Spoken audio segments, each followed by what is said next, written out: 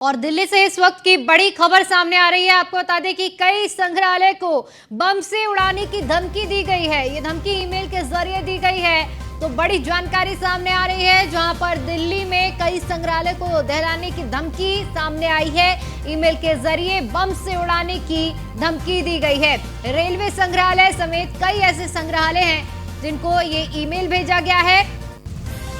School, अस्पताल और हवाई अड्डों के बाद अब कई संग्रहालय निशाने पर हैं। दिल्ली पुलिस ने ईमेल को अफवाह घोषित कर दिया है और पुलिस ने मामले में केस भी दर्ज करके आगे की जांच शुरू कर दी है।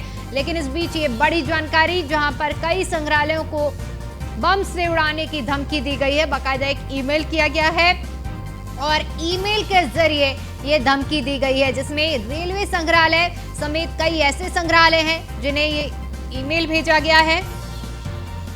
स्कूल, अस्पताल और हवाई अड्डों के बाद अब कई संग्रहालयों को निशाने पर लिया जा रहा है। हालांकि दिल्ली पुलिस की ओर से इस ईमेल को अफवाह घोषित कर दिया गया है। पुलिस ने मामले में केस दर्ज कर लिया है और आगे की जांच भी शुरू कर दी है।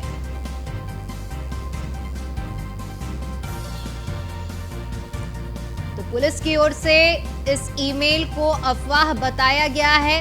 दिल्ली पुलिस ने इसे अफवाह करार देते हुए आगे की जांच भी शुरू कर दी है।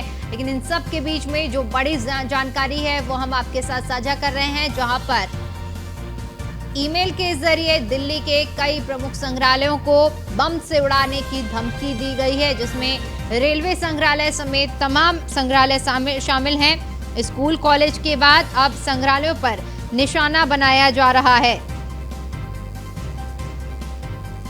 तो रेलवे संग्रहालय समेत कई ऐसे संग्रहालयों को ईमेल भेजा गया है और बम से उड़ाने की धमकी दी गई है। लेकिन इन सब दावों को दिल्ली पुलिस ने अफवाह बताया है। इस ईमेल को अफवाह दिल्ली पुलिस की ओर से बताया गया है। आगे की जांच भी शुरू कर दी गई है।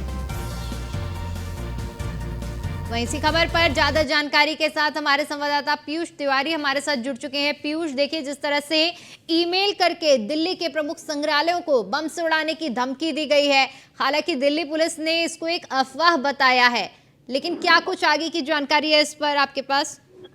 बिल्कुल, अगर हम बात करें तो लगातार आपने देखा होगा कि पिछले कुछ महीनों में एक के बाद एक, चाहे स्कूलों की बात करें या अन्य जगहों की बात करें, कई जगहों पर इस तरीके के जो ईमेल्स है या फोन है उसके जरिए जो धमकी है वो लगातार दी जा रही है। और ऐसे में कहीं ना कहीं जो प्रमुख स्थल है वहाँ पर ये धमकी दी जा रही है।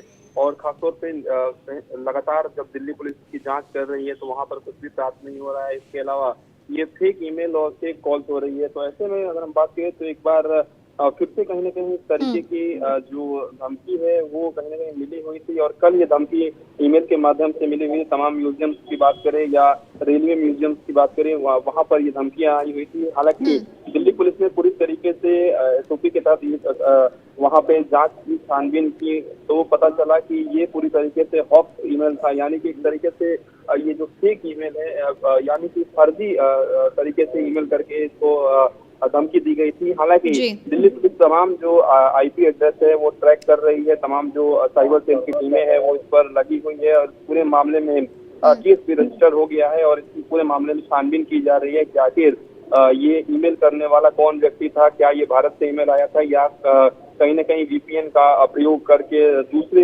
देशों से इस तरीके की ईमेल जो है वो आ रही है। और आखिर ईमेल भेजने वालों की मंशा क्या है, इसके बारे में कहीं ना कहीं दिल्ली पुलिस है जो वो पता लगा रही है। फिलहाल एक तरीके से ये भी फेक कॉल एक तरीके से लग रही है। बिल्कुल, बहुत बहुत शुक्रिया पीयूष आपका हमारे साथ जुड़ने के लिए और जानकारी के लिए।